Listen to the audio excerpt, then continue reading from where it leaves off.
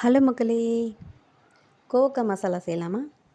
கோவக்காய் ரொம்ப good for sugar patients and நமக்கு எப்பயாவது டீத் கொஞ்சம் பெயினாக இருந்தால் ஒரே ஒரு கோவக்காய் எடுத்து நல்லா க்ளீன் பண்ணிவிட்டு அந்த இடத்துல வச்சு நம்ம க்ரன்ச் பண்ணோம்னா அந்த பெயின் அப்படியே போகும். நான் அதை ட்ரை பண்ணியிருக்கேன். கோவக்காய் மசாலாவுக்கு ஒரு பேன் வச்சுருங்க. ஆயில் வச்சுடுங்க. அதில் கொஞ்சம் சோம்பும் ஒரு நீட்டு காஞ்ச மிளகா 2ஆ உடச்சி போட்டுடுங்க. ஒரு ஆஃப் ஆனியன். இது எல்லாமே 1/4 கிலோ கோவக்காய்க்கு. ஸோ ஒரு ஆஃப் ஆனியன் போதும். இல்லை நீங்கள் 1/2 கிலோ செய்கிறீங்கன்னா முழு ஆனியனும் முழு தக்காளியும் போடணும். சோம்பு கொஞ்சம் ஜாஸ்தி போட்டுக்கலாம். காஞ்ச மிளகாவும் உங்கள் காரத்துக்கு ஏற்ற மாதிரி போட்டுக்கோங்க.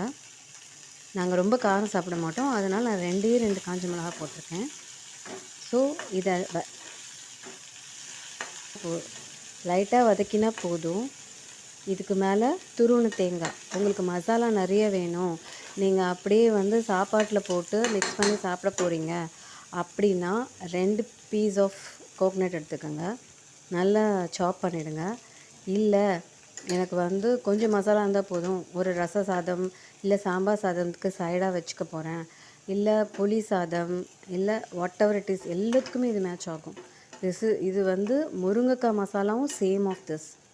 ஸோ இதை ரொம்ப ரோஸ்ட் பண்ணாமல் ஓரளவுக்கு பண்ணிவிட்டு ஒரு மிக்சியில் போட்டு ஒரு நல்ல ரொம்ப பேஸ்ட் வேண்டாம், ஓரளவுக்கு ரொம்ப பேஸ்ட்டாக வேண்டாம், கிரைண்ட் பீஸாக மாற்றிக்கோங்க.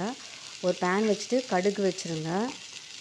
கடுகு போட்டுட்டு அது தெரித்தோன்னே அதில் இந்த பேஸ்ட்டை போட்டுட்டு லைட்டாக மிக்ஸியை வாட்டரில் மிக்ஸ் பண்ணி போட்டுருங்க.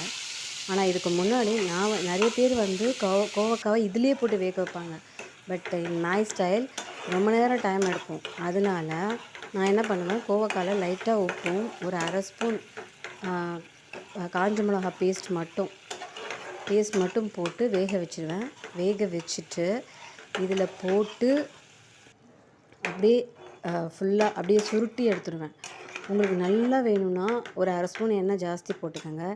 இல்லை எனக்கு மசாலாஸ் மாதிரியே போதும் அப்படின்னு நினச்சிங்கன்னா ஸோ அவ்வளோ ஒன்றும் சுருட்டணும்னு அவசியம் இல்லை.